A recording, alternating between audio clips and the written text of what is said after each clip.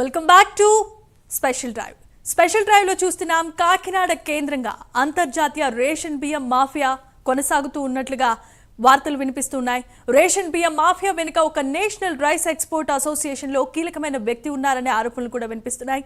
ఇదే అంశానికి సంబంధించి స్పెషల్ డ్రైవ్ కి సంబంధించి మరిన్ని అప్డేట్స్ అందించడానికి మా అసోసియేట్ ఎడిటర్ రాజు సిద్ధంగా ఉన్నారు. రాజు, చెప్పండి. Thank you Jemimah. సో ఇప్పటివరకు మనం చూసాం, రాజమండ్రి నుంచి శ్రీరామమూర్తి నిన్న అక్కడికి వెళ్ళారు.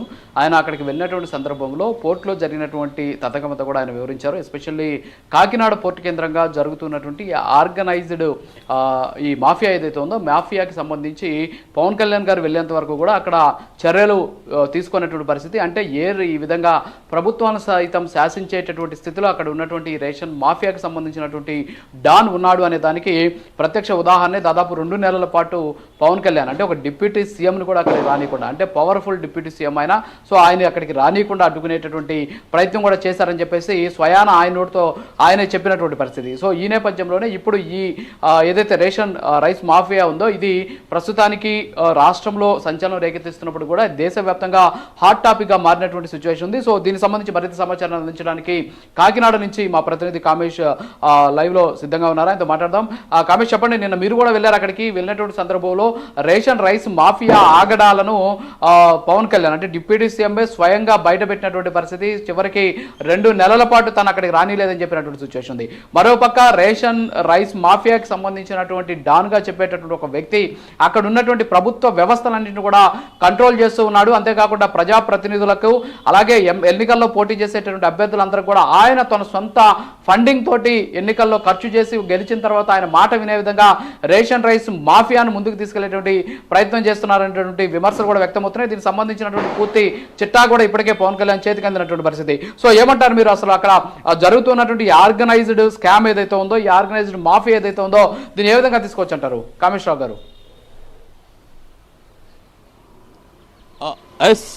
రాజు, చూసుకుంటే కనుక నిన్న కాకినాడ పోర్టులో అయితే మాత్రం AP deputy CM Pawan Kalyan అయితే మాత్రం ఆకస్మిక తనిఖీలు చేశారు. తనిఖీలు చేస్తే మన కాకినాడ నుంచి అయితే మాత్రం స్మగ్లింగ్ ఏదైతే ఉందో పీడిఎస్ రైస్ అయితే స్మగ్లింగ్ రూపంలో ఇతర దేశాలకు వెళ్ళిపోవడం చూసి AP deputy CM Pawan Kalyan అయితే మాత్రం ఆగ్రహం వ్యక్తం చేశారు. ఈ నేపథ్యంలో చూసుకుంటే మాత్రం రాష్ట్ర యంత్రాంగం, అదేవిధంగా కాకినాడ జిల్లా యంత్రాంగం ఏదైతే ఉందో కాకినాడ జిల్లా పోలీసులు, అదేవిధంగా పోర్టు ఎంప్లాయీస్, అదేవిధంగా ఏదైతే ఉందో మెరైన్ పోలీసులు వీళ్ళంతా ఏం చేస్తున్నారు, ఇక్కడ నుంచి పేదలకు అందాల్సిన రైస్ ఏదైతే ఉందో రైస్ మొత్తం కూడా ఇతర దేశాలకు ఆఫ్రికా ఖండాలకైతే వెళ్ళిపోతున్నాయి, మీరందరూ నీళ్లు నములుతున్నారని చెప్పి ఒక ఆగ్రహానికి అయితే మాత్రం ఒక ఆగ్రహం అయితే వ్యక్తం చేసిన పరిస్థితి మనం చూసాం. ఈ నేపథ్యంలో మొత్తం దీని మొత్తం ఓవరాల్ ఎపిసోడ్ అంటే ఇది ఏదైతే ఉందో గత ప్రభుత్వం 2019 to 24 వరకు కూడా వైఎస్ఆర్సీపీ ప్రభుత్వంలో ఈ రైస్ ఎక్స్పోర్ట్ స్మగ్లింగ్ అయితే మాత్రం అడ్డాగా మారింది. ఈ నేపథ్యంలో ఏదైతే ఉందో కూటమి ప్రభుత్వం అధికారంలోకి వచ్చిన తర్వాత ఈ 5 నెలల్లో కూడా ఈ ఏదైతే రైస్ స్మగ్లర్స్ అయితే మాత్రం పట్టుకోలేని పరిస్థితిలో మనం ఉన్నామని చెప్పి పవన్ కళ్యాణ్ అయితే మాత్రం అధికారులు నిర్దేశించిన పరిస్థితి ఉంది. ఈ నేపథ్యంలో పవన్ కళ్యాణ్ 2-3 సార్లు విజిట్స్ అయితే గత 2 నెలల నుంచి కూడా పోర్టును విజిట్ చేస్తాను అన్నప్పటికీ కూడా కొంతమంది అధికారులు అయితే మాత్రం ఆయన్ని రానికుండా అడ్డుపడే పరిస్థితి ఏర్పడిందని స్వయాన పవన్ కళ్యాణ్ చెప్పారు. నిన్న కూడా పవన్ కళ్యాణ్ ఏదైతే ఉందో నిన్న పట్టుబడ్డ రైస్ ఏదైతే ఉందో పట్టుబడ్డ రైస్ సంబంధించిన సముద్రం అంటే 9 నాటికల్ మైల్ ఒక పడవ మీద పవన్ కళ్యాణ్ అయితే అక్కడ దాకా చేరుకున్న అనంతరం కూడా ఏదైతే అక్కడ ఆగిన పనామా షిప్ని పరిశీలిస్తానంటే అక్కడ కూడా అధికారులు అడ్డుపడ్డ పరిస్థితి అయితే మనకు స్పష్టంగా కనపడిందని చెప్పొచ్చు.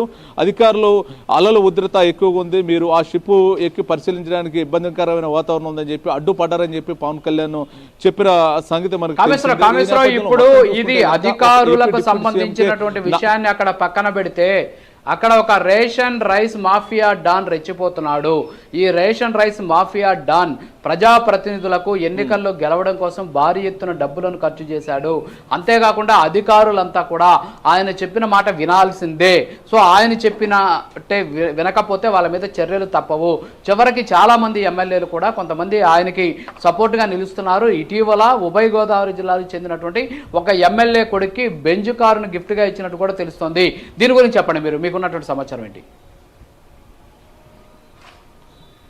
అదే రాజు, చూసుకుంటే కనుక ఏదైతే ఉందో కానీ ఈ రైస్ మాఫియా గత ప్రభుత్వాలకు సంబంధం లేకుండా ఒక బిజినెస్ టైకూన్ అయితే మాత్రం దీని ఇంటర్నేషనల్ స్మగ్లర్గా ఒక ఆయన అయితే మాత్రం ఈ తంతు మొత్తం నడుపుతున్నట్టయితే తెలుస్తూ ఉంది. దీనికి సంబంధించి అయితే మాత్రం గత ప్రభుత్వంలో కూడా ఈయన కింగ్ పిన్గా వ్యవహరించారు. ఈ ప్రభుత్వం ఎలక్షన్లో కూడా ఏదైతే ఉందో కొంతమంది స్థానిక ఏదైతే ప్రజాప్రతినిధులకు అదేవిధంగా మెంబర్ ఆఫ్ పార్లమెంట్స్ కూడా కొంతవరకు అయితే మాత్రం ఆయన ఫండింగ్ అయితే చేశారు. ఈ నేపథ్యంలో ఏ ప్రభుత్వం వచ్చినా అనుకూలంగా పనిచేయాలనేది ఒక వ్యవహారం అయితే ఆయన నడిపినట్టయితే సమాచారం తెలుస్తుంది. ఈ నేపథ్యంలో మొత్తం ఆయన ఎవరు, ఆ బిజినెస్ టైకూన్ ఎవరు అనే దాని మీద అయితే మాత్రం ప్రస్తుతానికైతే మాత్రం అధికారులు నిఘా అయితే పెట్టారు. ప్రస్తుతానికైతే మాత్రం నిన్న పవన్ కళ్యాణ్కి ఎదురైన సమస్యలు దాని మీద అయితే పవన్ కళ్యాణ్ మాట్లాడారు. దీనికి సంబంధించి ఈ బిజినెస్ టైకూన్ ఏదైతే రాజు చూసుకుంటే ఈ రైస్ వ్యాపారం అనేది ఏ విధంగా సాగుతుందంటే గ్రామీణ స్థాయిలో పీడిఎస్ రైస్ని కొనుగోలు చేసి అక్కడి నుంచి మధ్యస్థంగా జిల్లాల్లో ఒక టీముల వారీగా ఉంటారు. ఆ టీముల్ని నైట్ అర్ధరాత్రి పూట ఈ పోర్టులకు తరలిస్తుంటారు. పోర్టులో మొత్తం కూడా వీళ్ళు అంటే మొత్తం 4-5 స్టెప్పులు దాటిన తర్వాత 5వ స్టెప్లో మెయిన్ హోల్డర్ అయితే మాత్రం ఇక్కడ కీలక రోల్ పాటిస్తుంటాడు. అంటే గ్రామీణ స్థాయి నుంచి జిల్లా స్థాయి నుంచి పోర్టు కస్టమ్స్ దాటి వచ్చేది 3వ స్థాయి.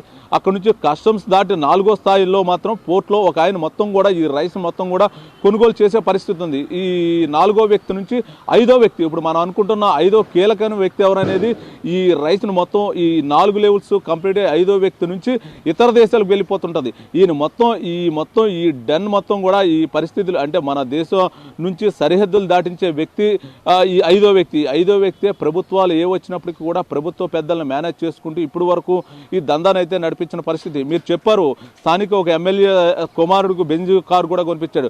అది మనకు తెలిసింది ఒకటి మాత్రమే, ఇంకా అనేక కొల్లాలుగా ఆయన చేసిన ఇదైతే ఉన్నట్టయితే తెలుస్తుంది. అంటే స్థానిక ఎమ్మెల్యేలకే కాదు, ఎమ్మెల్యే పిల్లలకే కాదు, వాళ్ళ బంధువులకే కాదు, ఇదే నేపథ్యంలో ఎంపీలకి వాళ్ళ సన్నిహితులకి దానికి సంబంధించి అధికారులు వాళ్ళ కుటుంబీకులు కూడా వాళ్ళకి ఎటువంటి తీరని కోరికలు ఉన్నాయో అవన్నీ కూడా ఆయన ధన రూపేణ తీర్చే పరిస్థితి ఉండి వాళ్ళతో కీ రోల్ నడుపుతున్నట్టయితే సమాచారం అందుతూ ఉంది. ప్రస్తుతానికి ఆయన ఎవరు ఏంటి అనేది ప్రస్తుతం అయితే గత ప్రభుత్వంలో అయితే మానసా ట్రేడింగ్స్ అదేవిధంగా లవ్ ట్రేడర్స్ అని చెప్పేసి 2-3 గత ఎమ్మెల్యే సంబంధించిన వాళ్ళ బంధువులకు సంబంధించి నడిపించారు. వీళ్ళందరికైనా పైన ఒక నవీన్ అగర్వాల్ అనే ఒక వ్యక్తి అయితే ఈ తంతును మొత్తం నడుపుతున్నట్టయితే తెలుస్తుంది. మొత్తం కూడా ఈ ఏదైతే ఉందో 1000 కోట్లు 52,000 మెట్రిక్ టన్నులు రైస్ ఎక్స్పోర్ట్ చేస్తున్నాడంటే ఆ వ్యక్తి సామాన్య వ్యక్తి కాదు అనేది తెలుస్తూ ఉంది. దీనికి సంబంధించి నిన్న మనకి ఏదైతే ఉందో బ్యార్జ్లో దొరికిన 52,000 మెట్రిక్ టన్నుల్లో 38,000 మెట్రిక్ టన్నులు, అందులో 340 పీడిఎస్ రైస్ను పట్టుకున్నారు. ఈ నేపథ్యంలో అంటే